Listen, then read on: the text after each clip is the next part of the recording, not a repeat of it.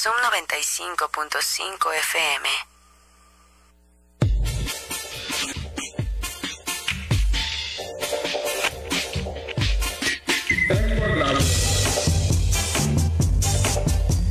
Bien, regresamos, son las 12:35 del día, acá en Zoom 95.5 de FM, esto es en la radio con Aaron Tapia, no son relaciones públicas, es periodismo sin tapujos ni mordazas. Bueno, ya está con nosotros el nuevo ombudsman de Sonora. No, qué perso, no te ahí está otro, no, el Puma que mete su cuchara y no sabe. Aquí nos va a decir lo de ombudsperson, no tiene nada que ver en la terminación de man, ¿no? Con la de hombre, ¿no? Es un término, es un concepto sueco que quiere decir defensor del pueblo, algo así, ¿no? Sí O sea, nada que ombudsperson.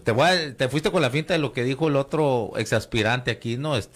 Juan Francisco Alcaraz. No. Bueno, muchas gracias Luis Fernando por estar acá, por aceptar la invitación. Estás morro, ¿no? ¿Qué quieres ser cuando seas grande? No, ¿cuántos años tienes? Eres tragaños. 38. Sí, eres tragaños. Muchas gracias, un gusto por estar aquí. No, sí, te ves de veintitantos, ¿no? Tragaños. Pero bueno, a ver, hay un currículum. Antes de entrar bien en materia, más para que te conozca, más o menos lo que es tu trayectoria, ¿no? Pues eres abogado por licenciado en Derecho por la Universidad de Sonora. Tuviste estudios de justicia en constitucional y teoría de derechos humanos en la Universidad de Compostela en España. La estancia de investigación doctoral en el instituto, hasta muy chico aquí, ¿qué es? Max Planck. Max Planck, si no alcanzo a ver bien. En Alemania. En Heidelberg. Heidelberg, Alemania. Es que no alcanzo a ver, está chica la letra. Luego también eres doctor en Derecho en la Universidad Panamericana, doctor en Derechos Humanos por la Universidad de Palermo, y un postdoctorado en Derecho en el Instituto de Investigaciones Jurídicas del UNAM. Y bueno, has trabajado en la Suprema Corte de Justicia, en el Tribunal, Supremo Tribunal acá del Estado, en la judicatura. Bueno, el UNAM también, ¿no? Sí. Bueno, es un currículum muy bueno, impresiona, pero bueno, decíamos ahorita antes de entrar al aire, si currículum, a final de cuentas, ¿cuántos currículums no se han arrugado? Sí, y no es albur, o sea, ¿cuántos no sean cuando llegan a un cargo de esta magnitud, ¿no? Y luego, ¿sabes qué es otra cosa que me da gusto? Porque tu trayectoria antes de los posgrados y todo eso, pura escuela pública, ¿no? Sí. Colegio Sonora, la 24, la secundaria, Cobach Villeceris, Universidad de Sonora, así nomás para que quede claro que no, todos los alucines estos que si no son de extranjeros o de paga, no, pues no tienes, bueno, aquí hay un ejemplo, ¿no? Y ya vimos el currículum, ¿no? Y además eres académico, ¿no? Sí, principalmente, claro. Ese es mi... Bueno, lo primero que te preguntaría, Luis Fernando, es ya sabes, todos estos procesos, siempre hay el sospechosismo, suspicacias, bien ganadas, ¿no? Porque la trayectoria, la historia de nuestro sistema político ha sido así. Y yo lo primero que te preguntaría, porque ya hay quienes traen esas suspicacias, ¿te apoyó Morena? Yo sé que no tienes una relación, ya te he escuchado decir que ni conoces al gobernador, nunca has platicado con él. Sabes quién es, por supuesto, pero yo veo este currículum y creo que nadie llega en esto así por casualidad, así como algo, puta, mira qué chingonada lo que nos llegó. Hay gente, no el gobernador, hubo gente de Morena que abogó por ti, te llevó y dijo, vamos a operar para que tú seas, digo, a lo mejor por capacidades, ¿no? O por cuestiones políticas, no sé, pero ¿cómo llegas aquí, pues, si no fue por Morena? Por el apoyo de Morena. Sí, yo creo que lo que hay que tener en cuenta, o sea, lo que responde a esa suspicacia, es el proceso legislativo, que está ahí muy claro, ¿no? Fue una convocatoria, en mi opinión, pública, transparente, que se hizo con tiempo, a horas hábiles, ¿no? No recuerdo que haya habido una participación de aspirantes como la que hubo en esta ocasión, de 28, después 20, con apertura, en la que, como dices, se analizaron trayectorias, pero también proyectos de trabajo. Luego hubo comparecencias ante la Comisión de Justicia y Derechos Humanos con preguntas fuertes, directas, ¿no? Y todo está ahí, todo fue público. Todo está ahí, incluso sigue ahí en las redes, están ahí sus videos, están los documentos. Entonces, pues yo lo que te diría es eso, ¿no? Ahí están. O sea, fue decisión propia, así, espontánea, decir... En mi opinión, sí. En mi me opinión. voy, no, lo tuyo. Sí. Me voy a escribir porque voy a aspirar. ¿Nunca antes habías aspirado o participado en un proceso? No, nunca. Okay. Nunca es mi primera participación en un cargo, en una designación del nivel del Congreso del Estado, ¿no? Sí había sido servidor público, aquí en Sonora, por ejemplo, sí. como proyectista en el Supremo Tribunal de Justicia, pero nunca algo de la magnitud de una designación del Congreso del Estado, ¿no? Muy bien. Y antes de tomar cargo, ayer o antier fue, ¿no? Tomé protesta el Pero martes. tomaste protesta, perdón. Tú estabas en la academia, ¿no? En la universidad, ¿no? ¿O dónde, en qué? Como investigador de postdoctorado en el Instituto de Investigaciones Jurídicas de la UNAM, investigador del Sistema Nacional de Investigadores del CONACYT, y asesor, colaborador del juez Eduardo Ferrer MacGregor, que está en la Corte Interamericana de Derechos Humanos. Bien.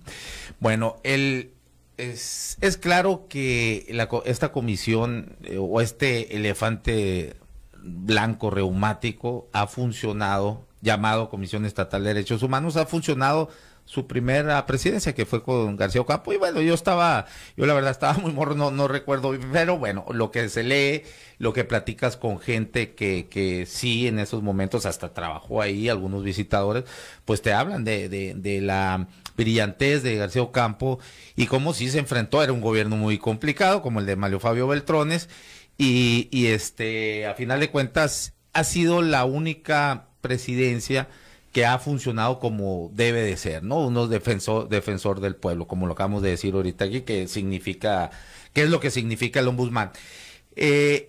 ¿Tú qué mecanismos y estrategias, tanto mecanismos y estrategias jurídicas como políticas, porque la política está donde sea, vas a implementar para poder, a final de cuentas, hacer que este elefante blanco y reumático pues ande, ¿no? Como debe de ser. ¿Qué vas a implementar? Bueno, ¿Qué vas a hacer diferente a los demás? Porque bueno, todos los que han pasado por ahí, bueno, ha sido pura faramaya y pura simulación, ¿no? Y comparsas de los gobiernos en turnos. Una de las tantas cosas que tenemos que hacer es redimensionar la lógica de las recomendaciones. Okay. Hay esta idea de que entre más recomendaciones dicte la comisión, pues más eficiente es. Incluso parece ser que hay, me comentaban ahora en estos días, hasta un elemento para evaluar por el ISAF, ¿no? Qué tantas recomendaciones dicta la comisión, como si eso en realidad fuera reflejara la resolución de problemas de derechos humanos. Las recomendaciones tienen que ser dictadas cuando la circunstancia concreta sí lo amerita, ¿no? Y cuando esa recomendación se emite, pues tiene que tener el impulso de la comisión para que eso llegue hasta las últimas consecuencias. Incluso, nunca hay que descartarlo, puede concluir con una comparecencia de la autoridad que no quiere cumplir con la recomendación, lo cual no es poca cosa porque es una comparecencia ante el Congreso, ante la Comisión de Justicia y Derechos Humanos, en la que debe fundar y motivar por qué no cumple esa recomendación. Okay. Y eso no es poca cosa, ¿no? Porque puede terminar en un tema de responsabilidad política.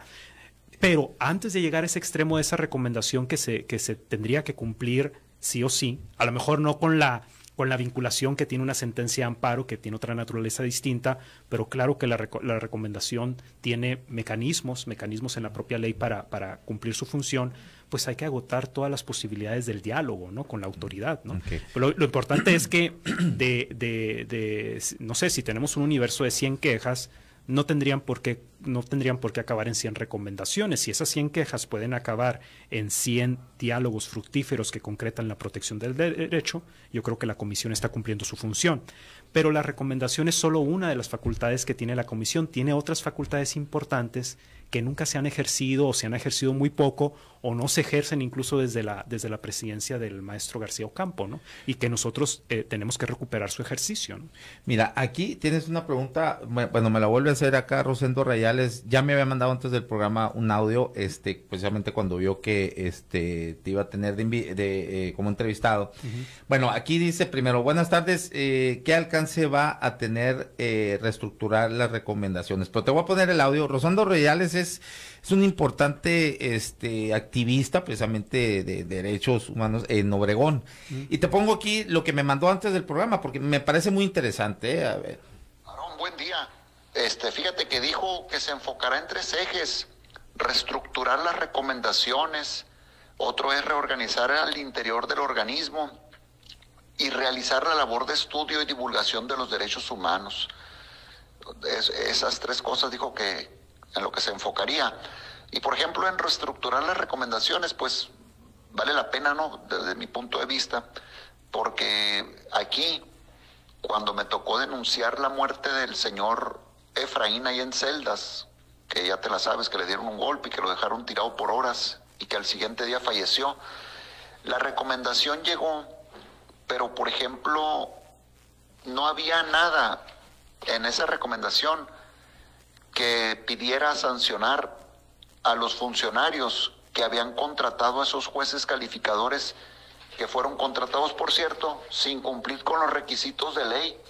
Entonces, pues suena interesante, pues, eso de reestructurar recomendaciones, pero ¿en qué términos? Pues, pero te voy a mandar la pregunta, gracias. Ahí está, insisto, es Rosendo Royales, un connotado activista en cuanto a materia de derechos humanos ahí en Obregón. ¿Qué le respondería? Bueno, el tema que él comenta es incluso más delicado porque es un tema de fondo. El tema de fondo es que la recomendación ni siquiera contenía el nivel de protección que debió haber tenido, ¿no? Entonces, eso es todavía más delicado. Yo incluso, a lo cual desde luego mi compromiso es estar ahí, mi compromiso es con la protección de los derechos, y yo desde luego no le voy a sacar la vuelta a los problemas de fondo, de atender los problemas de fondo que tienen que ver con la protección, que es el núcleo pues de la función de la comisión. Ahora, reestructurar la lógica de las recomendaciones tiene que ver con esto, ¿no? Que con la idea de que lo importante es que se concrete la protección de los derechos y no el número de recomendaciones que se emitan. Porque ¿de qué sirve una recomendación dictada imprudentemente, tempranamente, ¿no? Que lo único que hace es enardecer, distanciar el diálogo con la autoridad y que dice, pues me da un poco igual? Y luego si la comisión además no da el paso de hacer comparecer a la autoridad que no quiere cumplir ante el Congreso, pues la recomendación es totalmente inútil, ¿no? Eso, esto, precisamente, a ver, hay esto que mencionas de que hay, pues autoridades que les vale y no quieren comparecer ante el Congreso. Hay actualmente una recomendación de la comisión, que ya estás a punto de, ya estás, ¿no? Sí, ya sí, estás sí, ejerciendo en el cargo. Bueno, pues la semana pasada la Comisión Estatal de Derechos Humanos le hace una recomendación al gobierno municipal de Hermosillo en que se le tiene que restablecer sus derechos ya ganados o las prestaciones estas que le eliminó a jubilados y pensionados, trabajadores del Ayuntamiento de Hermosillo, ¿no? O sea, jubilados ya y pensionados. Y le dice que si no atiende esa recomendación, pues entonces va a solicitar al Congreso a que comparezca, ¿no? Ante el Congreso y diga por qué no está atendiendo esa recomendación. Vas a darle seguimiento, no sé si tengas conocimiento de ese caso, pero ahí ¿qué va a suceder? Si vas a darle seguimiento o qué pasa ahí, ¿y qué opinas sobre esto? Sí estás enterado, ¿no? De que le quitaron ciertos prestaciones que ya tenían, derechos laborales, pues que ya tenían los jubilados y pensionados. Sí, efectivamente se trata de una recomendación emitida en la anterior presidencia, pero digamos cuyo cumplimiento está en trámite y pues es responsabilidad mía. Lo que te podría decir básicamente son 2 cosas con la información que yo tengo hasta este momento. La primera, que en mi opinión ese es un ejemplo de recomendación en la que no se agotó el diálogo, porque tengo información de que ni siquiera hubo un contacto directo con el presidente municipal de Hermosillo. Entonces eso me habla de que tal vez la comisión o la presidencia anterior pues no agotó las posibilidades de concretar esa protección de derechos. Okay. Eso otra vez el ejemplo. Lo importante no es estar dictando recomendaciones, sino lograr en este caso que los derechos, en este caso de seguridad social vulnerados, pues sean respetados. Y si eso se pudo haber logrado sin una recomendación, platicando, ¿no? La comisión tratando de intervenir para lograr un entendimiento en el que esos derechos, los derechos que sean correctos, tutelar, se concreten, pues la recomendación pasa a segundo plano. Entonces, a mí me preocupó mucho saber que se emitió esa recomendación sin agotar todas las posibilidades. Me da la impresión de que pudo haber sido incluso una recomendación dictada precipitadamente. Pero el tema es que la recomendación ya se dictó, ¿no? Digamos, no hay forma de que yo pueda echar atrás esa recomendación. Pues están corriendo esos 15 días que tiene el Ayuntamiento de Hermosillo para fundar y motivar por qué, si es el caso, no van a dar cumplimiento a esa recomendación.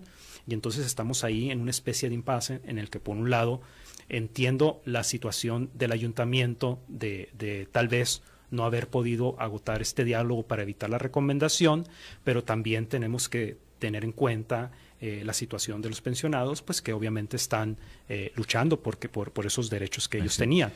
Eso es lo primero que yo te diría, que me parece que esto lo podríamos haber evitado. Yo no estaba ahí, no era mi responsabilidad, pero sí lo es ahora y tengo que resolverlo de alguna manera. Estoy intentando encontrar un diálogo directo incluso con el presidente municipal de Hermosillo para ver de qué manera podemos salvar esta situación, ¿no?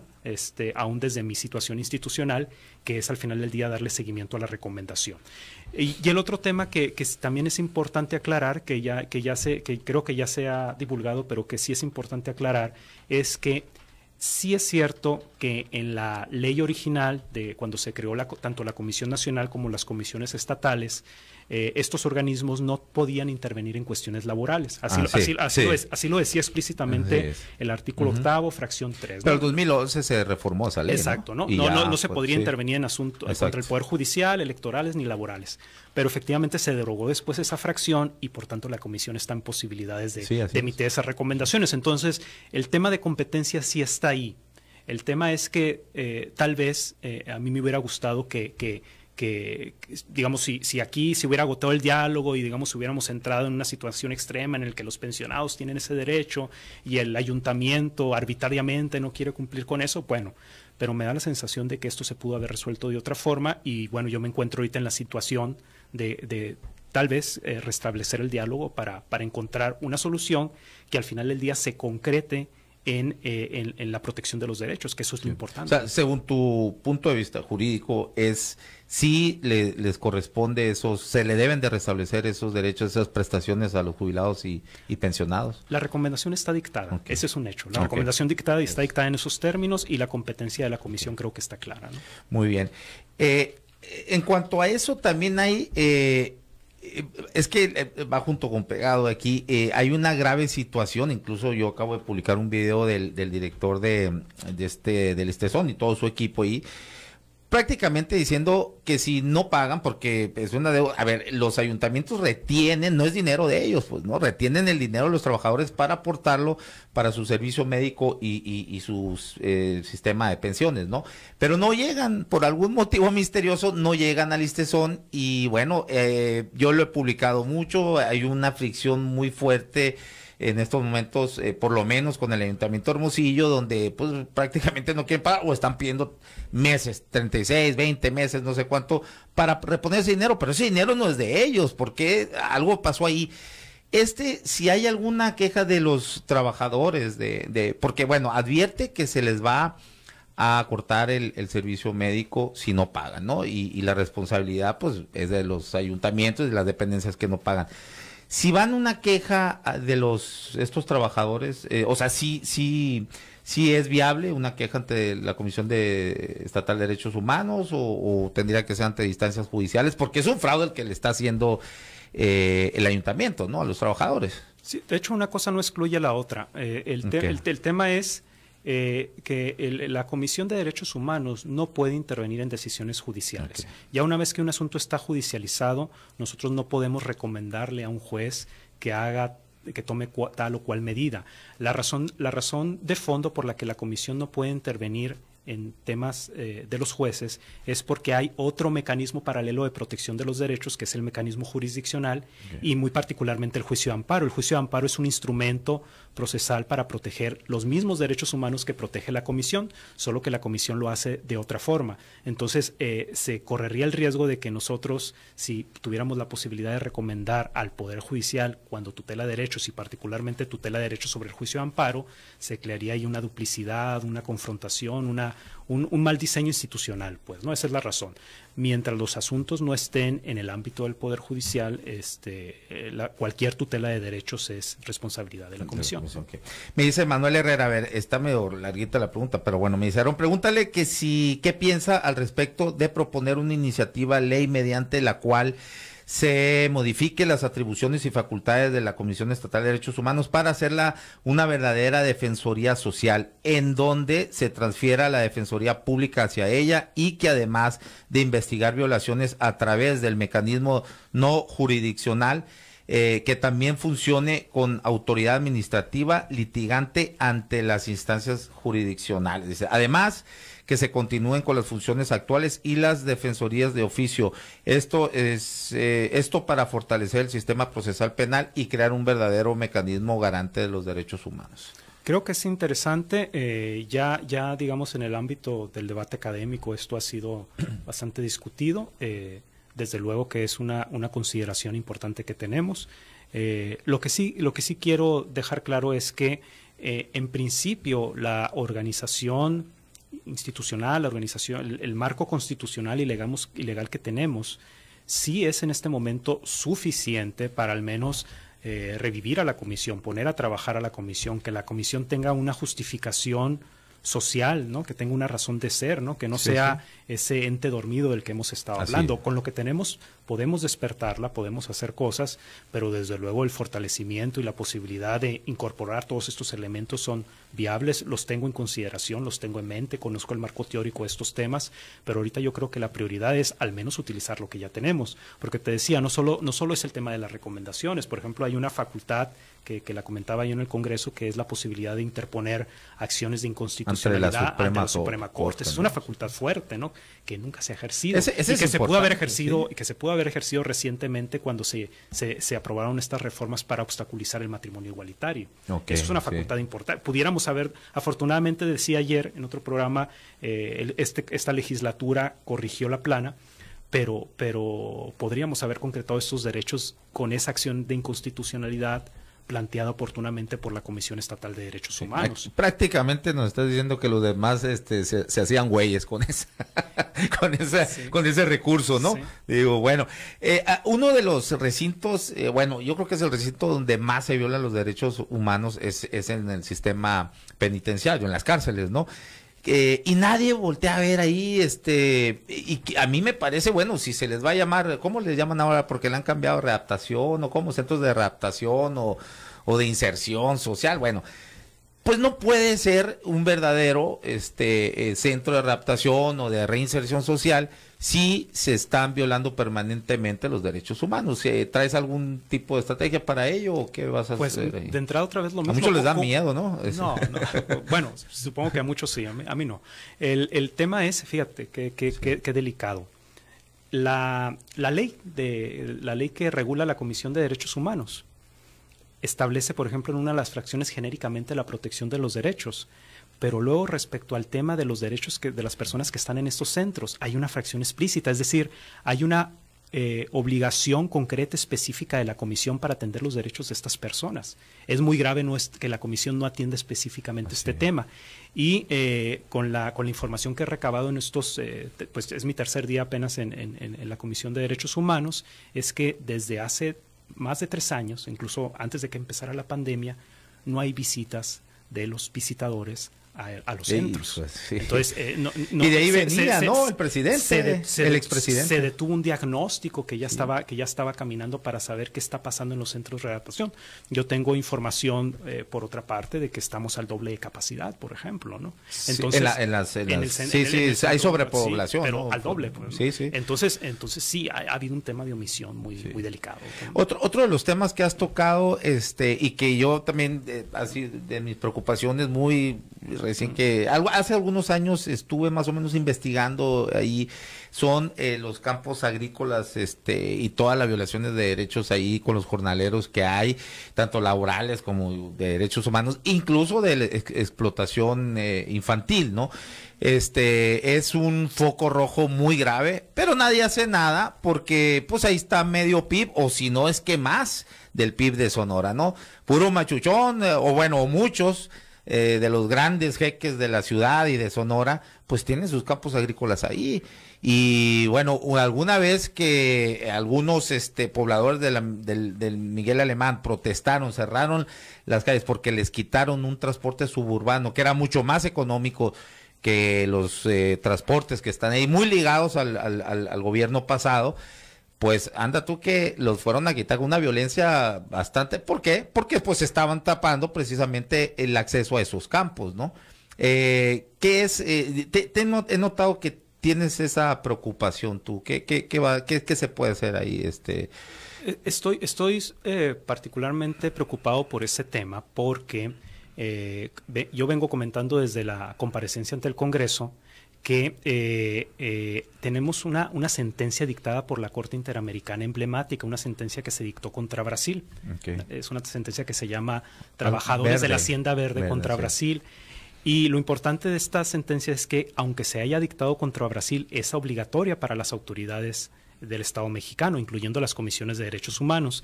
Esta sentencia tiene los parámetros para detectar cuando estamos en supuestos de violación de este tipo de derechos que pudieran estarse vulnerando en la costa de Hermosillo. Es decir, no tenemos que inventar el hilo negro, ya tenemos un documento base, ¿no?, que no vamos a tomar voluntariamente, sino porque es nuestra obligación, es una condena internacional que también es aplicable para el Estado mexicano, y a partir de esa condena internacional detectar concretamente cuáles son esos problemas graves de vulneración de derechos que están ocurriendo en la costa de Hermosillo. Ya estamos trabajando en eso, ya hay una visitaduría a la que se le encargó este tema para, crear un documento a partir del cual coordinarnos con las autoridades, las otras autoridades que sean competentes y atender este tema. Creo que tenemos que entrarle, no solo porque es una obligación constitucional de todas estas instituciones, ya no solo porque es una convicción personal, además es un tema de ética básica, ¿no? Sino además porque puede venir en un futuro, no hay que descartar una condena internacional. Imagínate lo fuerte que sería. Nomás prepárate porque vas a recibir algunas llamadas por los personajes a quienes vas a ir a señalarles las bribonadas que sistemáticamente han hecho. No digo que todos, hay quienes son bastante responsables de eso, pero sí hay mucho que viola y que hay una condición de semiesclavismo cabrón ahí, y cuidado con eso. Bueno, ya nos tenemos que ir, de hecho nos pasamos, pero rapidito así te pregunto, se me quedan en el tintero algunas preguntas, pero algo que me llama la atención y me pareció muy buena participación la chica hasta el pelo verde, Sanae. Si estarías dispuesto a integrar a tu equipo de trabajo, me parece que tiene también una gran percepción, ella en un prestigio en cuanto a materia de derechos humanos, y me parecía, bueno, a mí me parece interesante, y es lo que te pregunto, ¿estarías dispuesto a invitarla o si tienes pensado algo así? ¿Y qué vas a hacer con todo, si el elefante reumático no ha funcionado? Bueno, ahí, ¿qué vas a hacer con la plantilla del personal? No digo también que todos, pero pues si esto no funcionaba es porque quienes están ahí tampoco funcionaban, ¿no? Hacían que funcionara. Esas dos preguntas te dejo para... Tenemos que reorganizar dentro todo. Ahorita la comisión tiene un problema dramático de demandas laborales, ¿no? Que vienen desde hace más de una década, ¿no? Que estamos enfrentando en este momento, ¿no? Entonces tenemos que ser muy prudentes con cualquier tipo de movimiento, si se encuentra justificado, además, porque me parece una incongruencia tremenda vulnerar derechos, en este caso derechos de carácter laboral, desde una comisión de derechos. Claro. ¿No? Pero desde luego las personas que no sean idóneas, digamos, para la función que debe cumplir una función de derechos humanos, tomaremos las decisiones que sean pertinentes. Y cualquier cambio que se haga de aquí en en adelante va sobre todo con la directriz principal de concretar la paridad de género, que es un tema tremendamente pendiente en la comisión, ¿no? O sea, cualquier tipo de perfil, ¿no? de mujer con, digamos, con esta trayectoria como la de Sanae, y yo también diría la de Aude Caudillo, que yo creo que fue una participación Aide Castillo. Caudillo creo que es el segundo apellido, ¿verdad? No recuerdo. Aide Castillo. Sí. Aide Castillo me pareció a mí una participación. Aunque tuvo una pifia ahí, ¿no? De desconocimiento. Dijo en la entrevista que eran vinculatorias las recomendaciones, cuando no lo es, pues, ¿no? Pero bueno.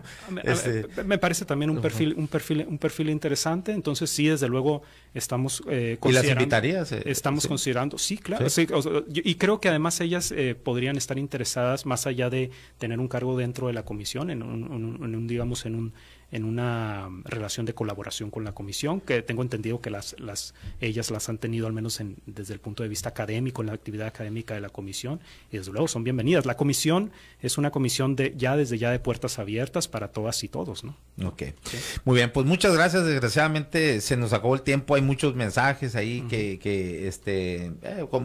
casi todos de manera positiva. Buena impresión la que has externado. Gracias. Y bueno, pero bueno, se me quedan algunas pendientes, pero bueno, pues los tiempos de la radio así son, ni modo. Incluso nos comimos 5 minutos. Ya, bueno, muchas gracias y sobre todo mucho éxito, Luis Fernando. Ojalá que esta Comisión Estatal de Derechos Humanos funcione como funcionó en su inicio, que fue un verdadero defensor del pueblo, como es el concepto en la traducción del ombudsman, no ombudsperson, Puma, no te andes tragando esas jaladitas, pero bueno, muchas gracias, Luis Fernando, y éxito. Bueno, muchas gracias, esto fue En la Radio con Aarón Tapia, no son relaciones públicas, es periodismo sin tapujos ni mordazas, nos despedimos, nos vemos y nos escuchamos mañana a las 12 del día acá en Sub 95.5 de FM, la radio alternativa del desierto. Gracias.